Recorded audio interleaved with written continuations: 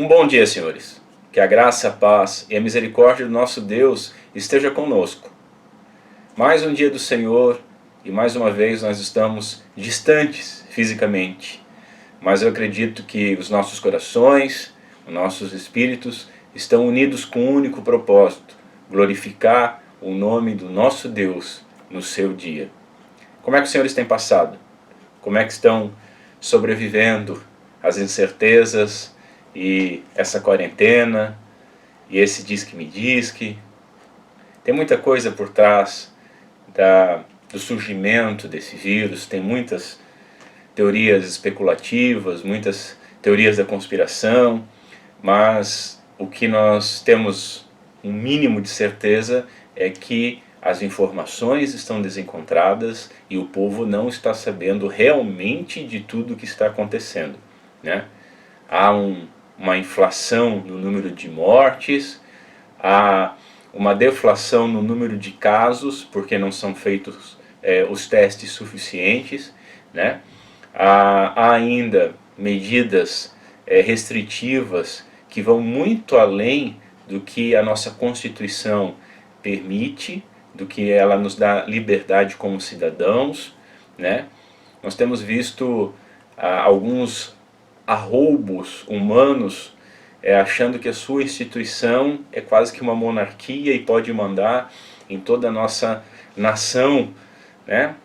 Tem sido um período meio complicado, período onde policiais militares são ordenados por governadores a recolher e a multar pessoas que estão com a bandeira do Brasil, o símbolo máximo da nação, né? É estranho. Momentos que nós vemos juízes falando tantas coisas, ministros do Supremo falando em arrastar coronel 4 estrelas que também é ministro abaixo de vara, dando prazos, recolhendo celular pessoal do presidente da República. Confuso. Leis irracionais, como por exemplo o próprio uso da máscara, que no início não precisava, eram só para os profissionais de saúde, né? Agora há um projeto de lei para tornar obrigatória a todo o povo brasileiro. Senão leva multa. Como vão multar? O Código de Trânsito nunca conseguiu multar um pedestre. Como é que vão multar um cidadão sem máscara, né? Onde é que vão arrumar máscara para todos os brasileiros? Aí já está ali na lei dizendo que o Estado tem que prover para as pessoas que não podem ter, né, não podem adquirir. É muita coisa, muito susto, muito caos implantado, muitos interesses escusos, e nós como cristãos, nós temos que andar com os nossos olhos fixos no autor e consumador da nossa fé, com a nossa fé depositada nas Sagradas Escrituras. E lá nós aprendemos que teremos aflições, é uma certeza, mas nós vamos passar por essas aflições, porque o nosso Senhor venceu, e nele nós somos vitoriosos. Então, nós vemos as coisas, observamos, devemos guardar os nossos lábios. Quando a gente voltar com as exposições de Mateus, nós vamos chegar no não julgueis para não ser julgados. Vamos ver o que isso significa, se é todo julgamento que é proibido. Mas já dá para adiantar uma coisinha para os irmãos. Não dá para fazer um julgamento de alguma coisa que você não conhece. Não dá para você fazer um julgamento decretando já a sentença. Nós não temos meios para essas coisas. Não dá para fazer julgamentos de pessoas à base de fofocas, à base de vídeo de youtuber, à base de post de Twitter. É muito raso você fazer um juízo de valor com tão pouca informação, é desonestidade intelectual. E isso vale para todos os espectros políticos. Todos têm errado, e nós como cristãos não devemos errar, então devemos guardar os nossos lábios, ter prudência, analisar os fatos, sempre orando, confiando em Deus, não nos desesperando, sabendo que se for para piorar, glória a Deus, se for para melhorar, glória a Deus, porque o Senhor é conosco, Ele está conosco, Ele está nos auxiliando Nós não estamos sozinhos. Cuidado com o que você ouve na mídia. Essa semana um delegado da Polícia Civil, instrutor de tiros e professor de cursos para formação de policiais civis e federais, ele teve um desentendimento com uma namoradinha que era também uma aluna dele. Ao sair do banho, ela disparou 6 tiros nele no seu apartamento, que por coincidência é no mesmo prédio onde o Lula morava. Ele sai do apartamento, saindo do banho, é alvejado 6 vezes, leva 5 tiros, sai nu do seu apartamento, consegue se enfiar no elevador e descer, aí é atendido porque ele desacorda, a moça fecha a porta do apartamento por dentro e dá um tiro na sua cabeça. Algo trágico, terrível, porque ele ia terminar com ela. Mostrando que a violência em casa, doméstica, nem sempre é com o homem, né? Mas, mais terrível que esse fato, era ver já jornalistas, o SBT foi o SBT local lá na região, mais um caso de feminicídio, policial mata a companheira. Meu Deus! Juízos muito apressados. A mídia e muitas pessoas por trás de redes sociais se acham jornalistas, né? Tem ali um grupo de 10, 15 pessoas que curte os seus posts, eles já se acham jornalistas. Eu já passei por isso também. E aí, com a intenção de trazer um furo, trazer uma furada, com perdão do trocadilho. E aí quebra mandamento, espalha mentira, espalha a falta de respeito com autoridades. Que Deus tenha misericórdia do nosso cristianismo, que não consegue nem mesmo olhar para o decálogo, para as 10 palavras da lei, não consegue nem entender essas 10 palavras da lei, mas quer julgar o mundo. Que Deus seja misericordioso. Dentro em breve, senhores, eu espero estar novamente unido com os senhores no culto público, mas hoje novamente vamos fazer os cultos domiciliares, familiares, e eu peço que após o final do seu culto você envie para o grupo da igreja a sua foto, a foto da sua família, ao redor da Bíblia, engrandecendo e esperando no nome do Senhor. Depois, além de nós nos alegrarmos com isso, nós gostamos de publicar porque fortalece outras pessoas. Devemos tirar proveito dessa situação. E se nós não pudéssemos mais nos reunir, né?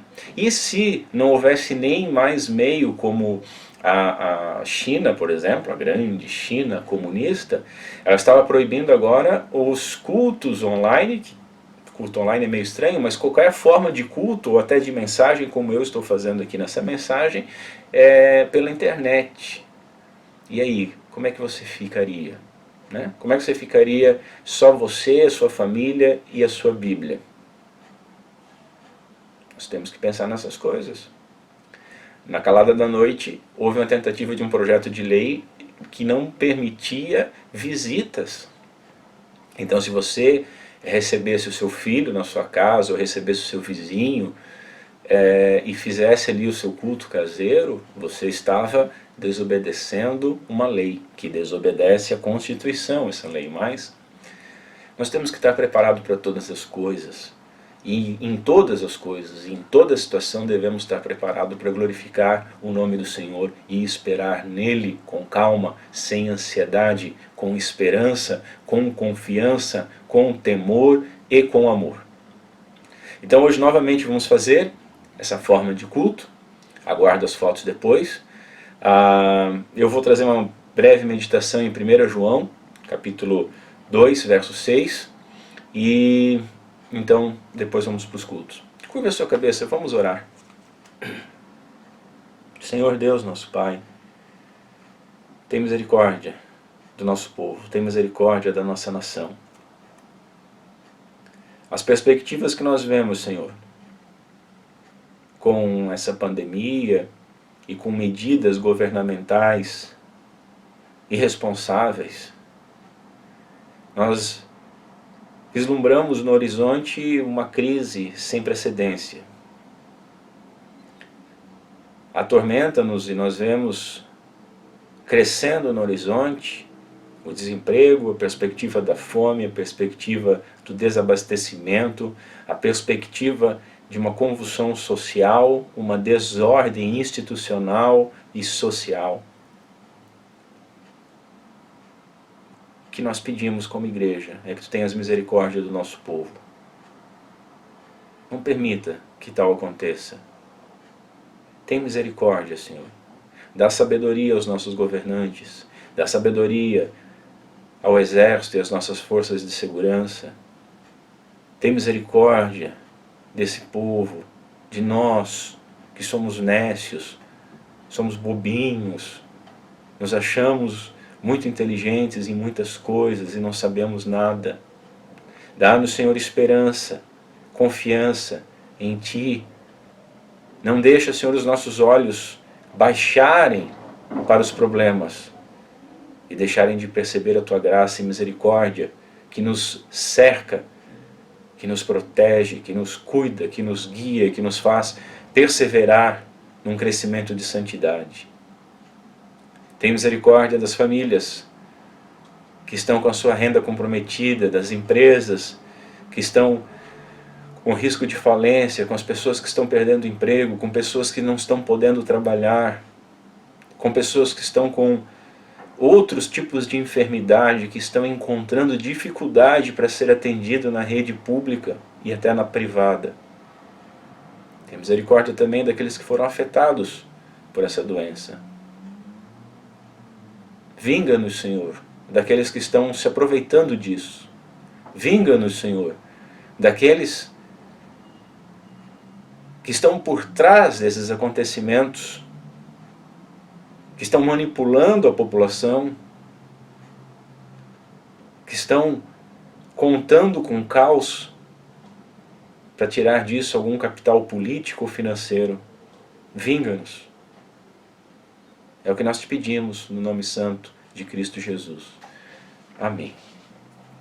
Senhores, 1 João, 1 João capítulo 2, o verso 6 diz o seguinte: aquele que diz que está nele quem? Em Cristo Jesus, aquele que diz que está nele também deve andar como ele andou, deve andar como Cristo andou.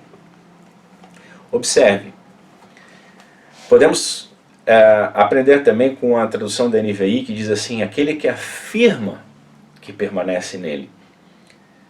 Você permanece em Cristo?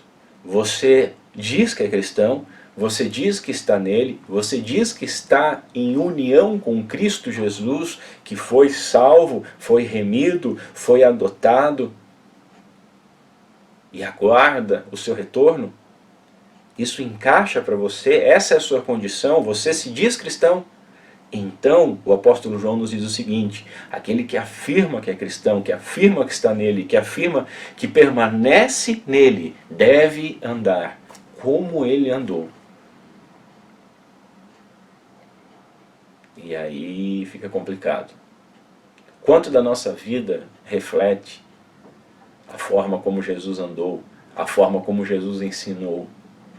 Quantos dos nossos atos, quantas das nossas falas, quantos dos nossos pensamentos e dos nossos desejos refletem a forma como Cristo Jesus andou? Nós vimos na semana passada a respeito da maturidade, né?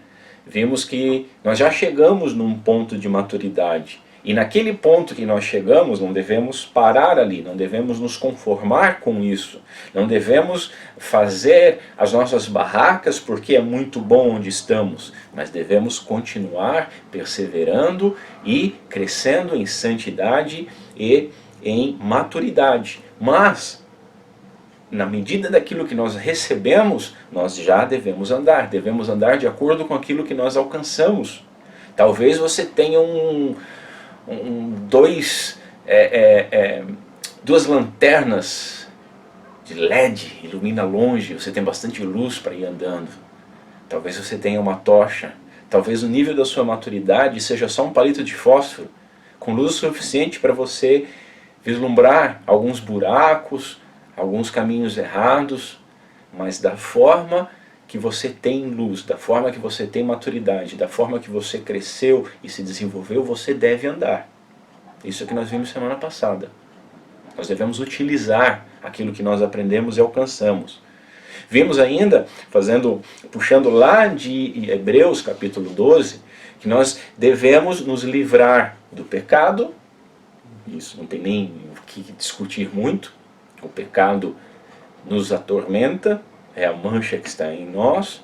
Mas, além do pecado, que é algo óbvio que nós devemos abrir a mão e lutar contra, nós devemos também nos livrar de tudo aquilo que nos atrapalha, né? E aí tem aquela analogia ali do autor de Hebreus, do roupão, né? Do corredor.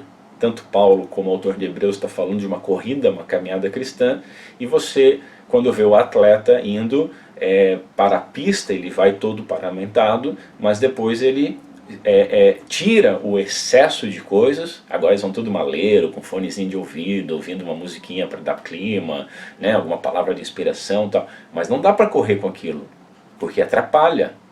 Então tem momento para todas as coisas, e o que tem nos atrapalhado na nossa caminhada cristã? Nós temos que abrir mão. Vimos também que nem nós e nem Paulo, né, e muito menos nós, somos perfeitos. Nós não chegamos no nível de maturidade. Alcançamos alguma coisa, mas ainda não chegamos à perfeição, ainda não somos perfeitos. E que essa confissão, essa convicção de que nós ainda temos muito para crescer, muito para amadurecer, e de que todas as coisas que nós fazemos estão poluídas pelo pecado que há em nós, essa confissão e essa convicção é um alto padrão de maturidade. Porque traz humildade, dependência e confiança na obra de Cristo, dependendo totalmente da graça. Nós andamos por graça.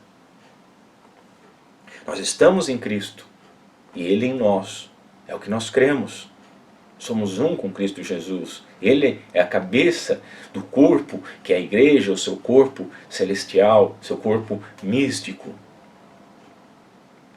Nós pertencemos a Cristo. Nós morremos com Ele.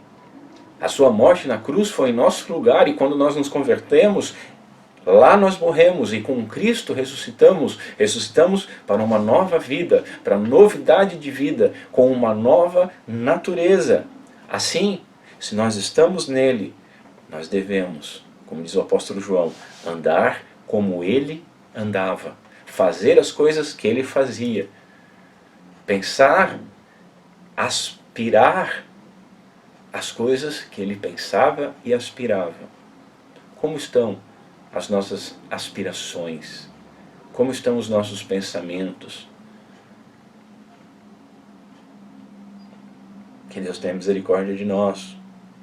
Devemos andar como Jesus andou. E como que Jesus andou? O apóstolo João diz aqui para nós, verso 3. E nisto sabemos que o conhecemos, se guardamos os seus mandamentos. Nós podemos dizer que estamos andando como Cristo andou quando nós guardamos os seus mandamentos. Ele cumpriu perfeitamente a lei. Ele é a nossa justiça. Quando o Pai olha para nós, o Pai olha para nós através de Cristo Jesus e do seu cumprimento, e por isso nós somos chamados justos. Não pela nossa justiça, não pelo nosso mérito, não pela nossa obediência, não porque somos bonzinhos, mas porque Cristo cumpriu e obedeceu toda a lei por nós e nos justificou, e por isso somos justos. Mas quando estamos em Cristo e devemos andar como Ele andou, nós devemos obedecer às suas leis. Nós temos que obedecer às suas leis. Se guardamos os seus mandamentos, e nisto sabemos que o conhecemos. Ah, todo mundo diz que conhece Jesus. Todo mundo conhece Jesus, né? Conhece Jesus, né? Jesus, eu sei, não, Jesus, amigão. Os caras falam com uma irreverência. Jesus é meu companheiro, é meu amigão. Eu tenho muita comunhão. Como é que nós sabemos se nós estamos com Cristo Jesus?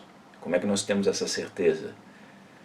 E nisto sabemos que o conhecemos, se, um condicionante, guardamos os seus mandamentos. Se não guardamos os seus mandamentos, não o conhecemos de fato.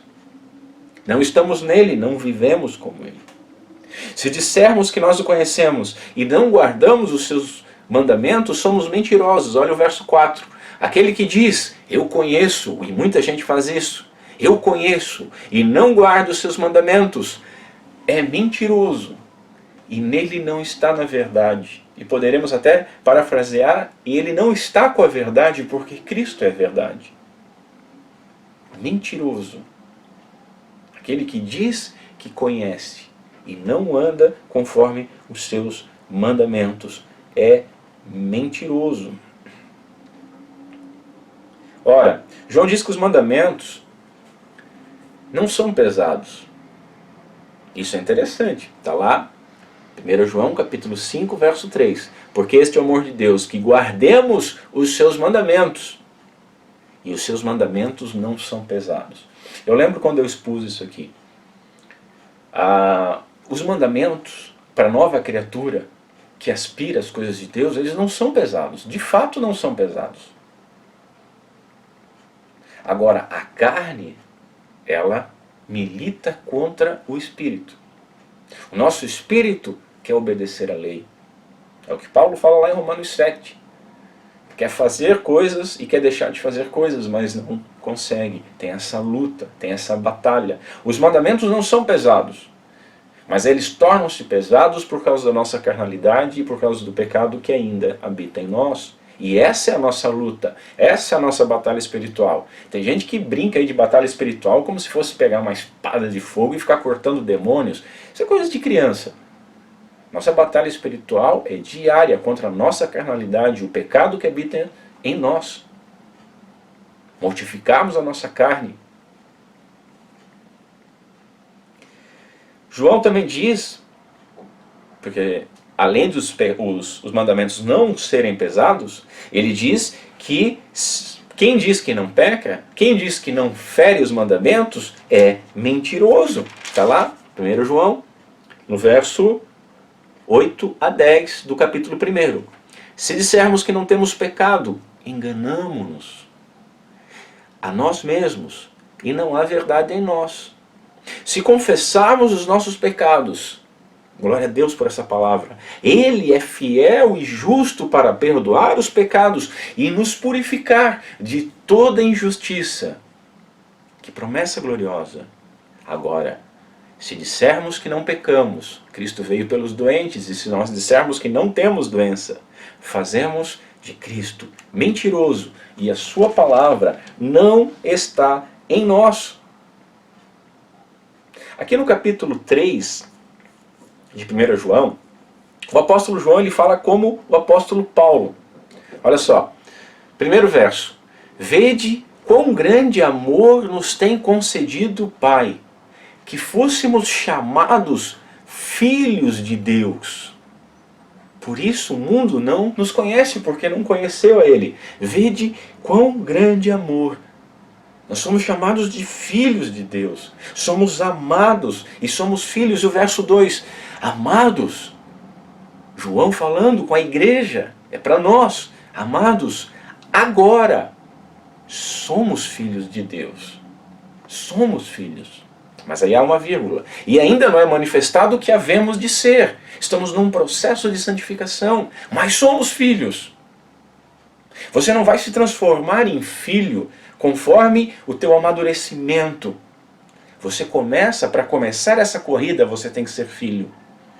Você aumenta a obediência, a comunhão, a glória de Deus na sua vida. Mas você começa como filho e termina como filho.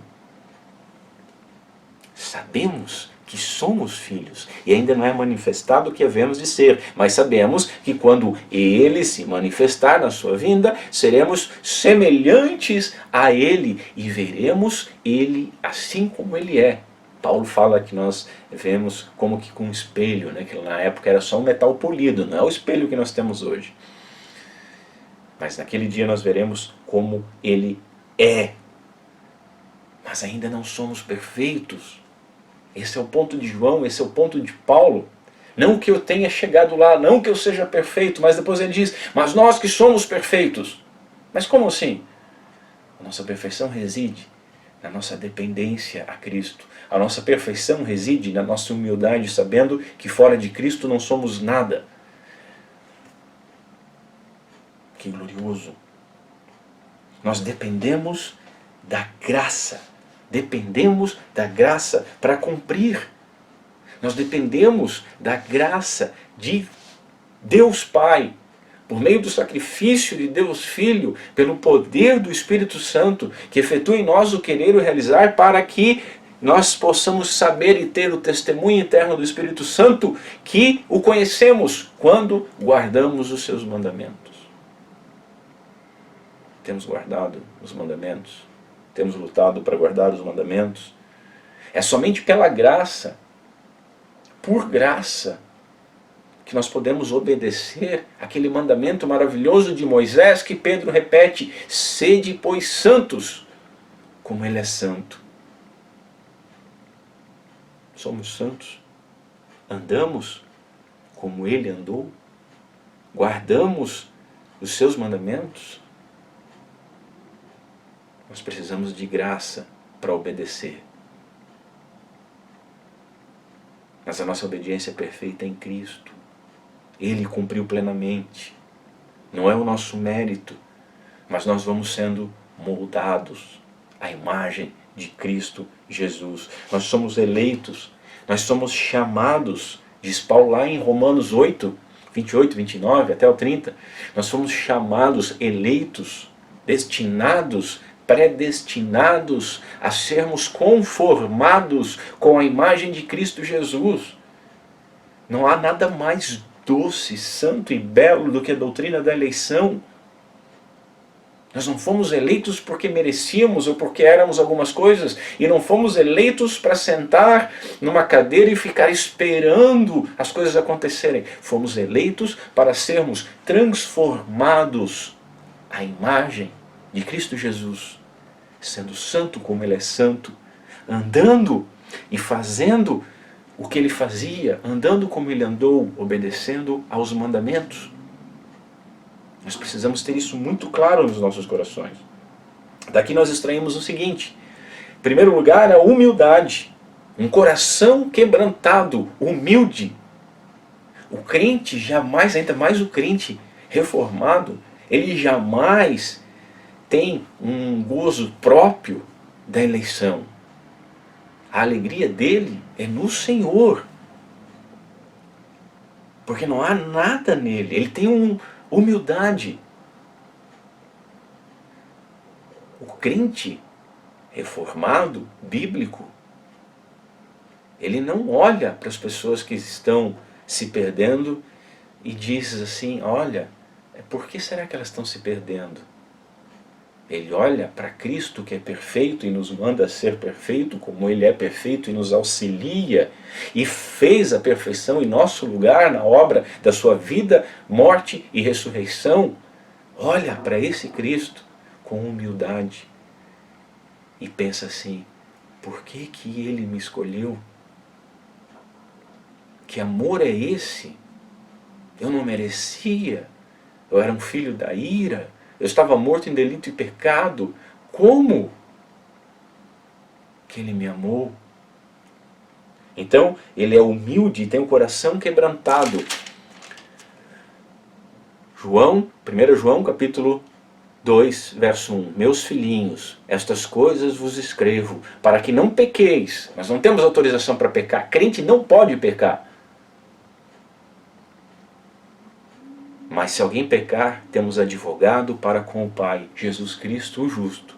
Veja, nós não temos autorização para pecar, nós não podemos pecar, mas o próprio apóstolo, nós devemos ser como Cristo. O próprio apóstolo fala, Mas o próprio apóstolo diz que seus mandamentos que não são pesados, nós quebramos, e se dissermos que não quebramos, somos mentirosos e fazemos de Deus mentirosos. E ele fala isso não para que nós nos folguemos, mas para que, quando nós pecarmos, nós humildemente, de coração quebrantado, lembremos que nós temos advogado para com o Pai. Glória a Deus por isso. Daqui extraímos também dependência da graça. Olha só, 1 João 2, 1 e 2.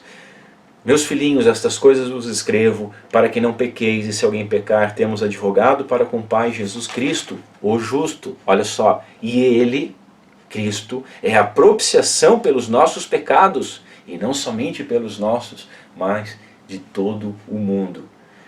Ele é a propiciação dos nossos pecados. Os nossos pecados foram pagos, os nossos pecados foram punidos em Cristo Jesus, e a lei foi obedecida por Cristo, e por isso nós somos justos, mas isso nos leva a um constante estado de humildade, coração quebrantado e plena, segundo lugar, plena dependência da graça. Doce graça. Daqui extraímos também em terceiro lugar, a dependência para obedecer. Porque veja só, temos que andar com a maturidade que já alcançamos, correto? Se nós estamos em Cristo, devemos andar como Ele andou, certo? Certo. Sabemos que estamos nele quando nós obedecemos aos seus mandamentos, certo? Certo. Os seus mandamentos não são pesados, certo? Certo. Mas aquele que diz que não tem pecado é mentiroso, porque nós quebramos. Veja, o defeito não está na lei, a lei é pura, bela, santa, maravilhosa, representa a santidade de Deus. O problema está em nós não conseguimos. Então nós temos em terceiro lugar que ter dependência plena para a obediência. A obediência não é mérito, obediência é graça. E aí eu lembro daquela frase maravilhosa de Agostinho, aquela oração no seu livro Confissões: dá-me, dá, Pai, dá a mim, dá-me o que tu pedes, e pede o que quiseres. O Pai pode pedir o que quiser de nós, mas Ele tem que nos dar, porque sozinhos nós não conseguimos. Dá-me o que tu pedes. Dá-me, Senhor, um espírito quebrantado, humilde, uma dependência para obedecer, uma força para mortificar a carne, para que eu possa guardar os mandamentos, saber que eu estou contigo e fazer as coisas como tu fazias. Quarta coisa que extraímos daqui, dependência de oração. 1 João 4,13 diz o seguinte: nisto conhecemos que estamos nele e ele em nós, pois ele nos deu o seu Espírito. O Espírito Santo de Deus que efetua em nós o querer e o realizar. Ele nos ensina a orar, ele nos ajuda a orar. A nossa oração é atendida quando feito em nome de Cristo Jesus, pedindo o que Cristo pediria, e nós só podemos pedir o que Cristo pediria quando há o Espírito Santo em nós. E às vezes não conseguimos nem expressar isso, e Paulo deixa bem claro que em alguns momentos somente gemidos inexprimíveis serão as nossas orações. Nós gostamos muito de falar e achamos que a nossa retórica furada, as nossas palavras obscenas diante da santidade de Deus, com o nosso linguajar nós vamos dar um jeitinho e falar alguma coisa que vai amolecer o coração de Deus. Não é assim que funciona. A nossa oração tem que ser dependente, em nome de Cristo Jesus, conforme o que Ele pediria. Tudo que pedires em meu nome, o Pai fará. Pedir em nome de Cristo não é dizer eu quero ser rico em nome de Jesus. Isso não é o que Cristo pediria. Mas eu quero ser santo. O próprio Cristo pediu para ser santificado. Precisamos nós para sermos santificados, porque Ele nos deu o seu Espírito. Quinta coisa que nós extraímos daqui: confiança e obediência em gratidão. Não é uma obediência por medo, mas confiança de que aquele que começou a boa obra é fiel e vai terminá-la até o dia de Cristo Jesus. Confiança e um espírito de gratidão. Nós obedecemos, podemos dizer como Paulo, servos de Cristo Jesus, e servo obedece, servo faz a vontade do seu Senhor, servo não questiona, servo não tem vontade própria, mas faz isso em amor, não à base de chicote. Não é assim que o Pai lida conosco. Ele nos trata à base de chicote, sim, para nos disciplinar, e Ele só disciplina os filhos. E se nós não somos disciplinados, somos bastardos. Mas a nossa obediência nasce por amor e gratidão. Afinal de contas, o que nós aprendemos em 1 João 4, 19? Nós o amamos. Você ama Cristo Jesus? Nós o amamos a Ele, porque Ele nos amou primeiro. Ele iniciou a obra. Ele nos amou antes da fundação do mundo. Ele nos amou primeiro. Ele nos amou quando éramos mortos em delitos e pecados, inimigos. Ele se regozijou, conforme a profecia de Isaías 53, quando viu o fruto do seu trabalho, quando lá na cruz, 900 anos antes da cruz, está profetizado isso, quando ele termina a sua obra de cruz, ele se alegra, porque ele enxerga cada um dos seus. Ele nos amou primeiro. Nós fomos adotados. 1 João 3,2, olha só, amados, agora somos filhos de Deus. Não é seremos, somos. Aquele que está em Cristo foi adotado por meio de Cristo Jesus. E é filho de Deus. Ainda não se manifestou o que haveremos de ser, mas somos. O que fazemos é bom por meio dele. 1 João, capítulo 2, 29. Se sabeis que ele é justo, sabeis que todo aquele que pratica a justiça é nascido dele. Quem pratica a justiça é quem guarda os mandamentos, que não são pesados, que anda como ele andou. A isso deve nos levar. O que fazemos é bom por meio dele. Porque nós obedecemos a Ele, porque nós fazemos no poder dEle, nós fazemos em dependência a Ele, fazemos para a glória dEle. E aí a pergunta para nós meditarmos: nós temos andado como Ele andou? Que tenhamos humildade de reconhecer que não temos andado, que tenhamos a fé de reconhecer que Ele nos chama a andar, e tenhamos a ousadia de pedir que Ele nos auxilie a andar, para que nós possamos ter alegria. Sabemos quando guardamos. Curva a sua cabeça. Senhor Deus, nosso Pai, obrigado pela Tua obra de salvação.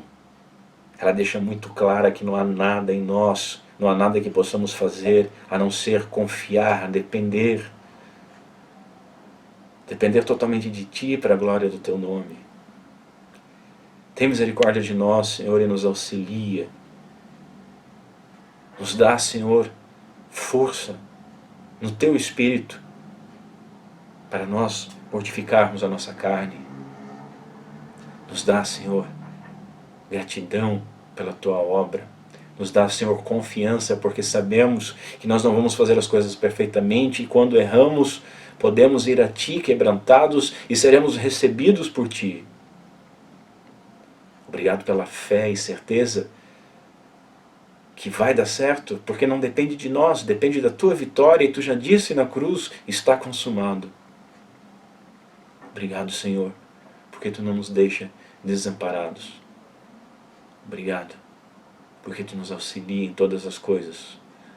Glorifica então, Senhor, o nome do Teu Filho em nossas vidas, e através das nossas vidas, que nós possamos viver e andar como Cristo andou, para a glória do Teu santo nome. É o que pedimos. Amém. Senhores, vamos então para os nossos cultos familiares. Que Deus abençoe a semana de cada um dos senhores. Qualquer irmão que tiver qualquer problema, por favor, se manifeste no grupo para nós podermos ajudar. Às vezes a gente não consegue chegar ou ficar sabendo das coisas. Fale.